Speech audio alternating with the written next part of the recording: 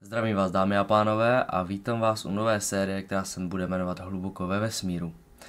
V této sérii budeme probírat věci, o kterých si něco myslím, o kterých si myslím, že by mohly třeba pomoci některým lidem v nějakých důležitých stresových situacích. Už navazuju na dnešní téma, která je stres, jak jste si už podle názvu přečetli. Nebudu teďka úplně teď přebíhat, vysvětlím vám celý úvod. Tady tyhle videa budou vznikat čistě z mojí hlavy, nebudou tady předpřipravený žádný úplně scénáře, maximálně kdybych si potřeboval udělat nějakou osnovu k nějakému důležitému tématu nebo něčemu, co mě nadchne zrovna.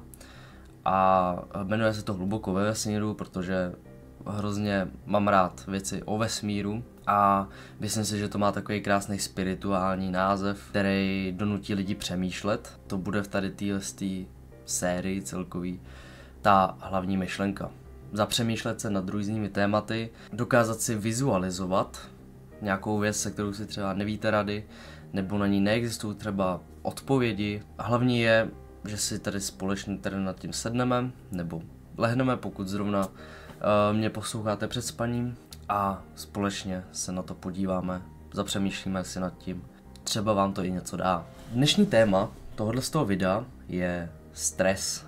To je věc, o který jsem teď nějakou poslední dobu celkem přemýšlel, vlastně i dneska jsem se nad tím hodně zapřemýšlel, s tím, že každý ho vnímáme, každý máme nějaký určitý stres ve svém životě a vnímáme ho jak v rodinných vztazích, jak v přátelských vztazích, jak když máte ženu, nebo máte holku, nebo máte kluka.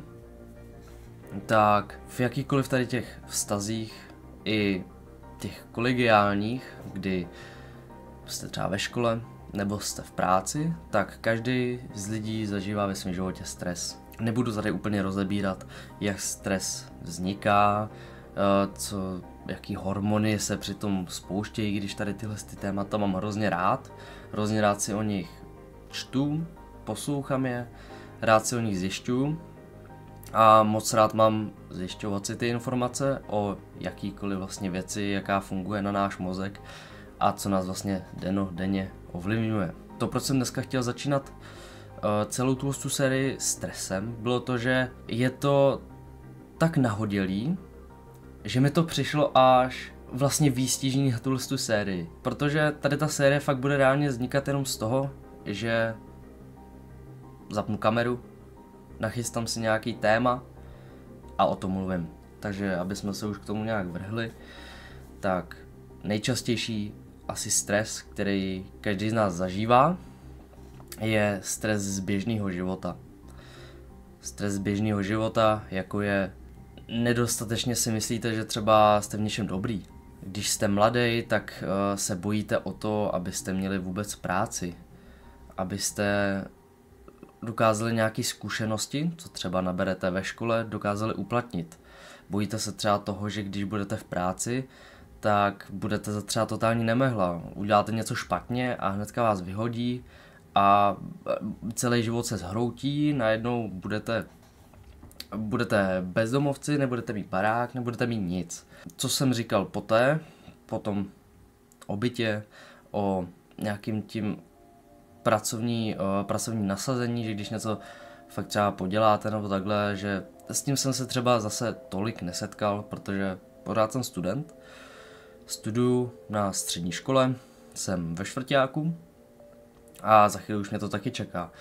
A napadlo mě to vlastně i z toho důvodu, že čeká mě maturita a stresy taky zažívám. Stejně jako každý jiný člověk a podle mě i ostatní lidi, kteří třeba šli na maturitní obor, nebo dělají výuční listy, nebo půjdou na nástavbu. Všichni podle mě zažívají určitou formu stresu, která je buď od něčeho brzdí, nebo jim dává pocit něčeho, že něčeho nedosáhnou. A u tohohle z toho jsem vám chtěl říct, že já jsem se naučil jednu fakt jako,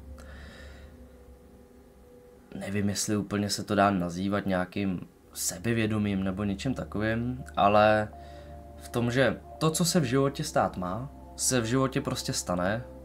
To, jak se na tu věc připraví člověk, tak by podle mě do toho měl dávat, ano, maximum. Ale co jsem tím teda?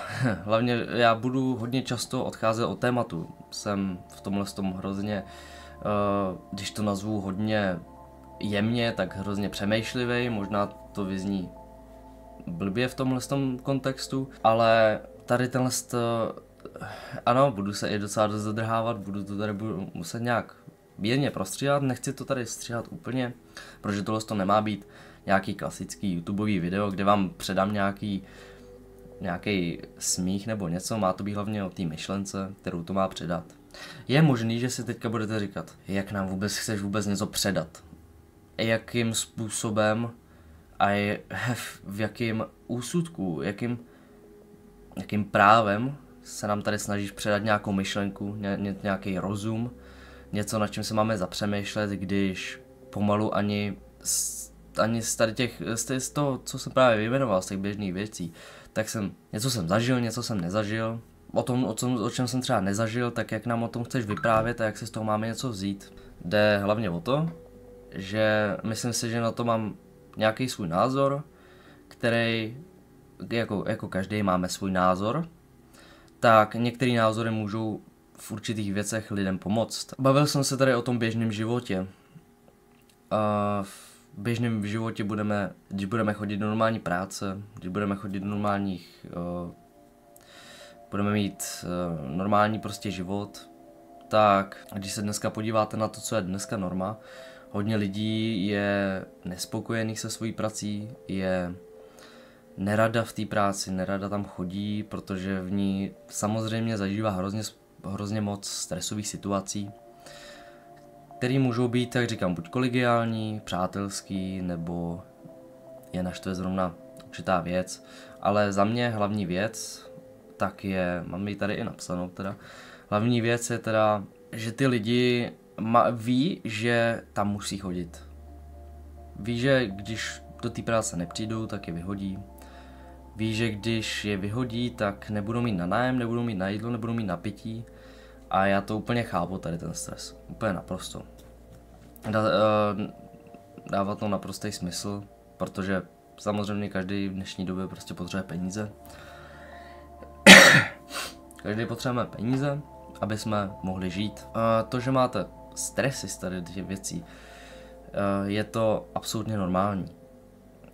Takovýhle stresy budete zažívat dnes a denně, protože ať už vy se budete snažit potlačit stres jakýmkoliv způsobem, vždycky se kolem vás najde někdo, kdo ten stres převezme na vás, má špatnou náladu, hrozně špatně se vyspal a člověk v tu chvíli ani neví, že předává tady ty negativní emoce na někoho jiného. Takže neměl bych tomu člověku za zlý, pokud to vyloženě nemyslí tak, že tomu chci uškodit. To už je zase o něčem jiném, to už je zase o nenávisti, nebo o nějakém naštvání, nesednutí, že si nesednete.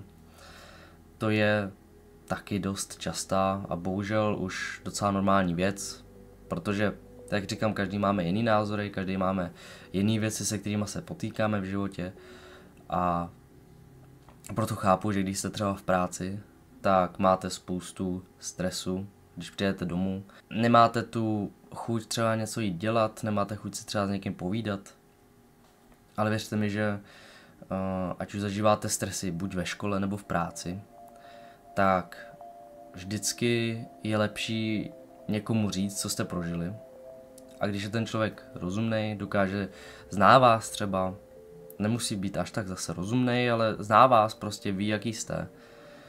A vysvětlíte mu svoji situaci, ať už jakkoliv, ať už budete prostě, snažte se být co nejvíc třeba vstřícný a vím, že to teda nejde vždycky, ale snažte se být co nejvíc vstřícný a věřte, že ten člověk vám poradí, pomůže. A nakonec, i kdyby vám měl dát jenom radu, tak budete se cítit o něco líp. Jinak tady ty listy videa nemají být o tom, že já vám budu říkat, co máte dělat nebo ne. Myslím si, že hrozně moc lidí neví, jak se s takýma věcma potýkat a nechávají se je radši pro sebe. A to není vždycky nejlepší, protože Jakmile máte něco zlýho v životě, nebo se s něčím trápíte, ono to na vás vidět jde. Můžete být k někomu nepřátelský, ať už si to ani třeba neuvědomujete, nebo můžete si to snažit skrývat, ale to neskryjete. Vaše tělo už vyzařuje tu energii. Teď zase nechci být žádná věštkyně, vědma, která vám tady bude vyčítat budoucnost s rukou. To vůbec ne. Ale tady tyhle věci poznat jdou a myslím si, že jste už se taky s tím hodněkrát potýkali. Ať už ve svých středních letech, nebo v středoškolských letech, nebo v podstatě kdykoliv. Jak se s tím vypořádat, to je hodně individuální otázka. Já si myslím, že vždycky pomůže, když si o tom s někým popovídáte. Protože nikdy, když si s někým popovídáte, tak nikdy na to potom nejste sami díky tomu. A už jen takováhle věc vám může pomoct. Další věc, na kterou jsem i trochu narazil, je škola. Škola je velký stresor. Nechci porovnat, jestli práce nebo škola je větší stres, protože to je pro každého individuální. Člověk, co nezažil práci a tak neví, jaký je to stres být ve škole. Teda ve škole, jaký je to být v práci. Tak. Každý to máme nastavený jinak a určitě není nejlepší věc podle mě se o tom s někým hádat. S tím se dost často taky setkávám, že lítají názory, tohle je horší, škola je horší, práce je horší, až budeš v práci, tak si to uvědomíš, jo, a ty kdyby ses mohl vrátit zase do školy, tak by ses určitě vrátil. Jo, tohle jsou odvěký boje, který už tak prostě jsou. Za mě nejlepší, jak se s tím vypořádat, je tak, že tohle vůbec nebudete řešit.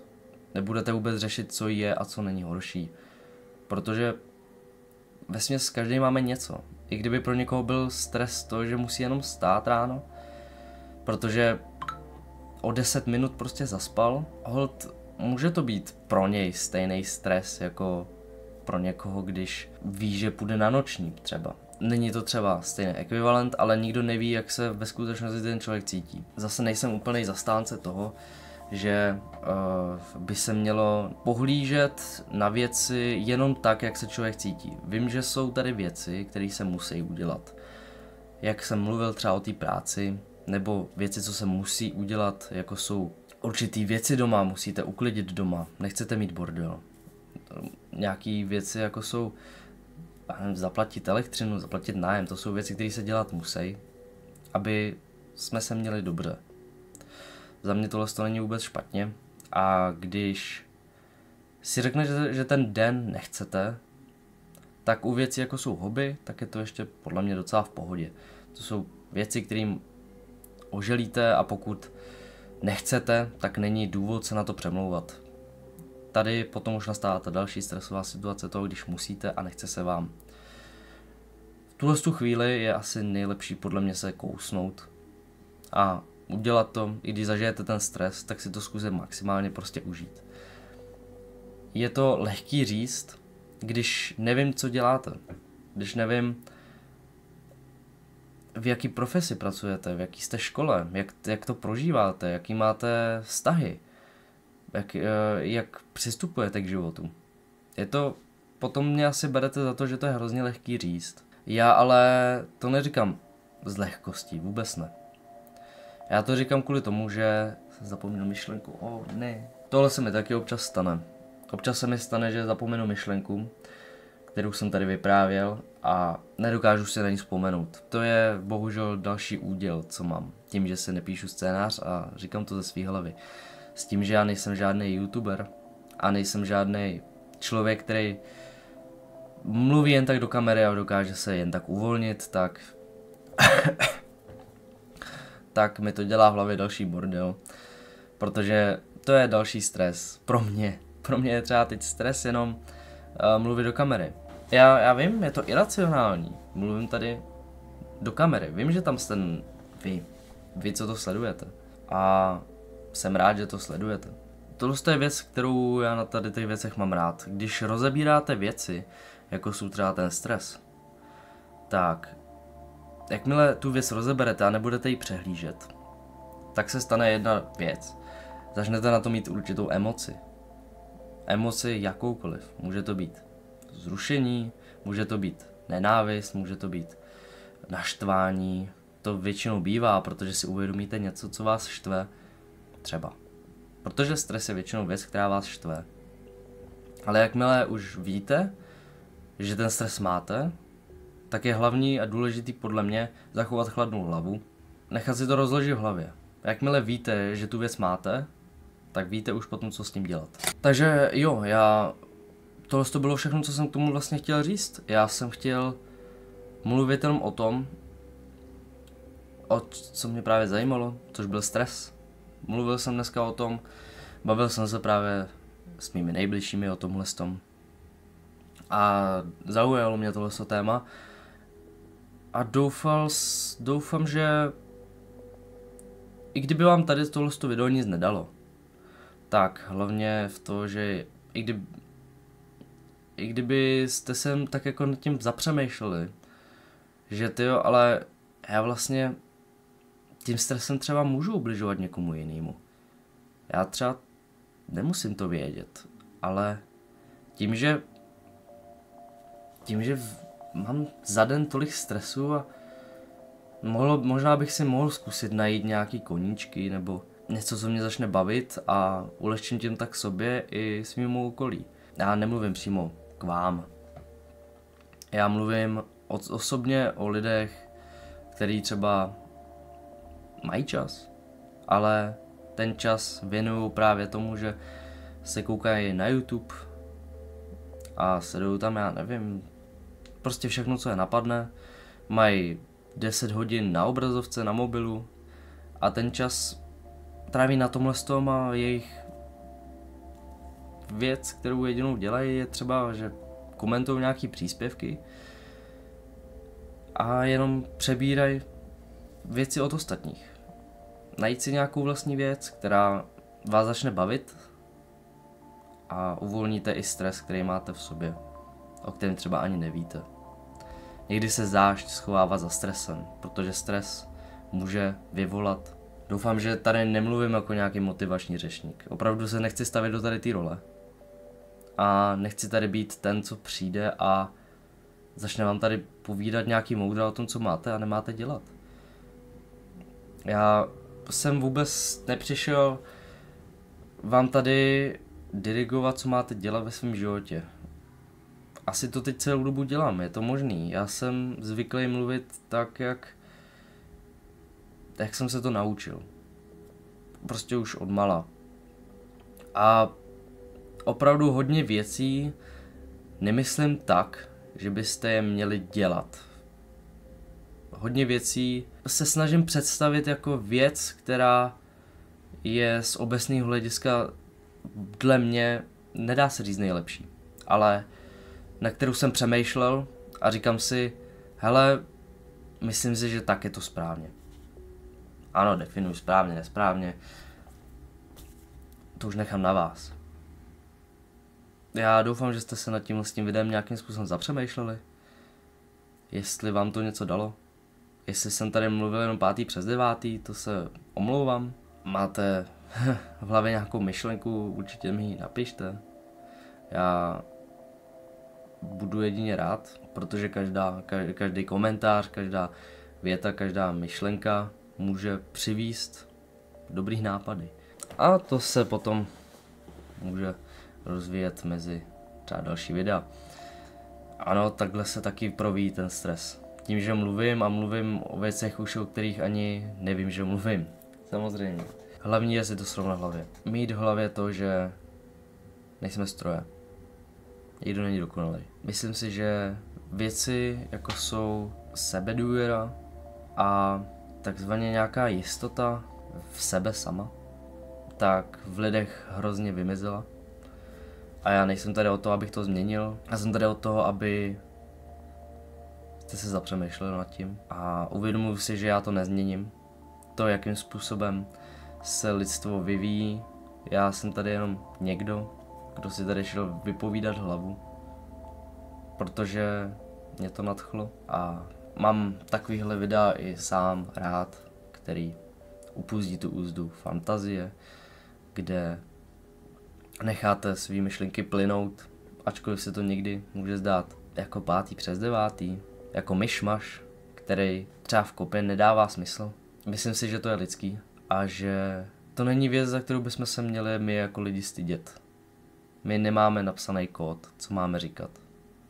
My jsme nikdy nedostali papír a tohle to říkají do konce života. V tom si myslím, že jsme unikátní všichni a určitě se nebojte cokoliv říct a zkoušet věci v životě. Protože jakmile se budete bát, co můžete potom prožít? Jak se bude vyvíjet váš život, když nic neskusíte? Možná jsem se sem dostal už do nějakých poutí a koutů, kam už jsem se dostat nechtěl. Chtěl jsem mluvit o tom stresu. O tom jsem promluvil. Tímhle jsem si dokázal, že tady to video plní svůj účel.